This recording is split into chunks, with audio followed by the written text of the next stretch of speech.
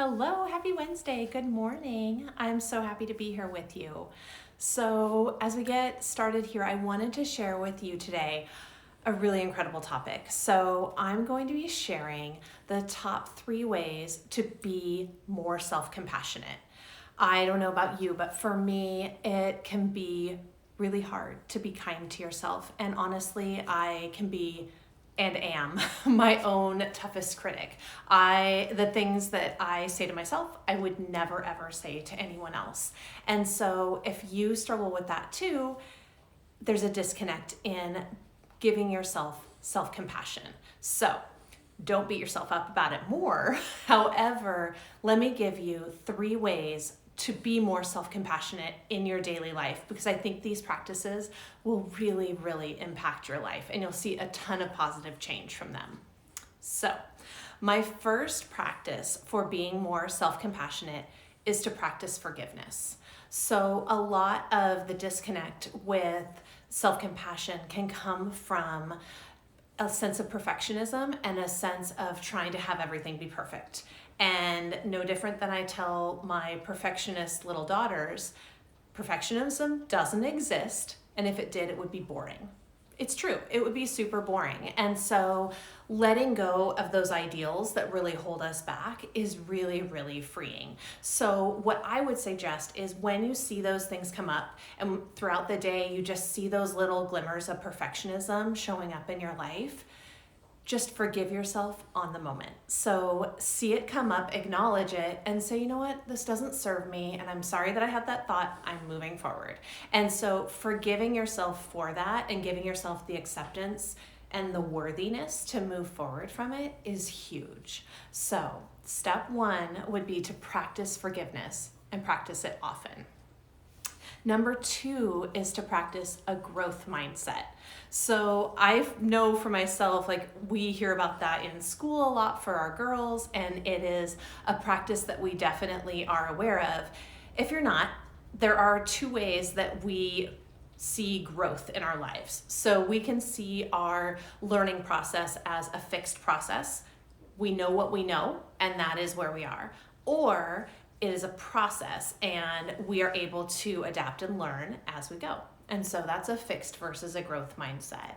And so I think giving ourselves that ability to know that we can grow and thrive wherever we are, wherever we've been, is so huge. So you can really view your challenges that are in front of you as obstacles or incredible opportunities to lead you in the right direction.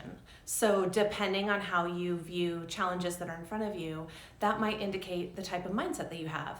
What I want to be sure you know is that you can absolutely shift your mindset. You may be naturally somebody who has a more fixed mindset, but you can definitely shift that to being more of a growth mindset.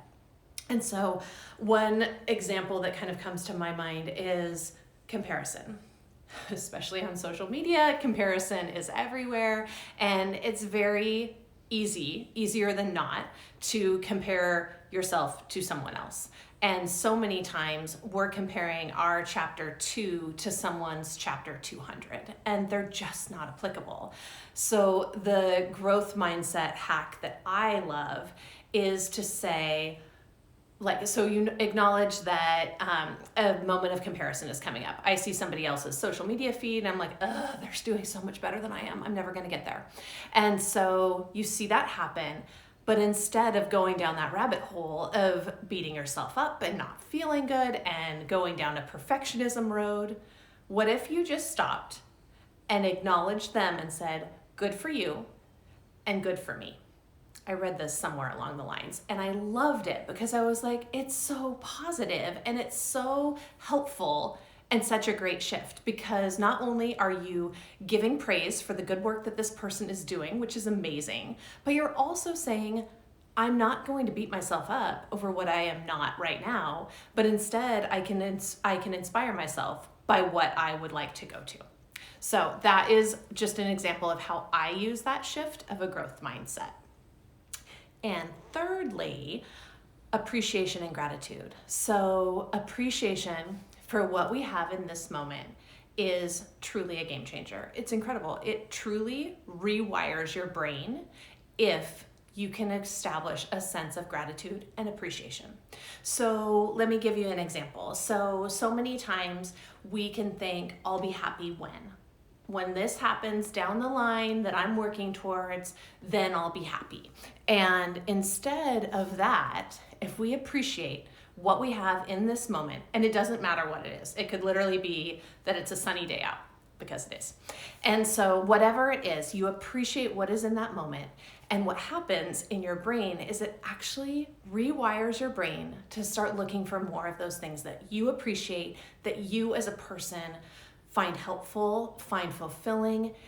It literally rewires you to start noticing those things. It's incredible. And I love this practice because it doesn't matter your age, it doesn't matter where you are. Literally, you can practice appreciation and gratitude anywhere.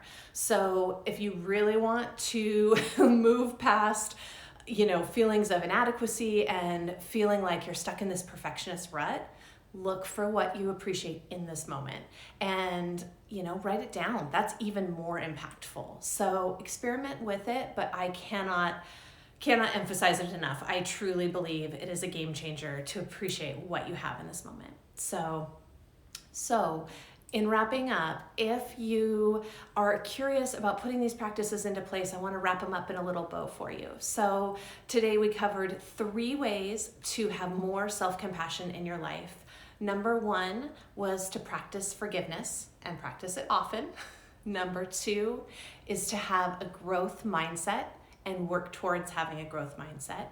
And number 3 is to practice appreciation and gratitude. So let me know which one you're going to experiment with. Hopefully you'll experiment with all 3, and I hope that they really support you. If you're curious to learn more, head to my bio link. There's a learn more link, and there are all kinds of free resources that you can grab and we can connect and get to know each other more. So thank you for joining live, ladies, and I will see you next week at 11 for Wellness Wednesdays. Have a good one.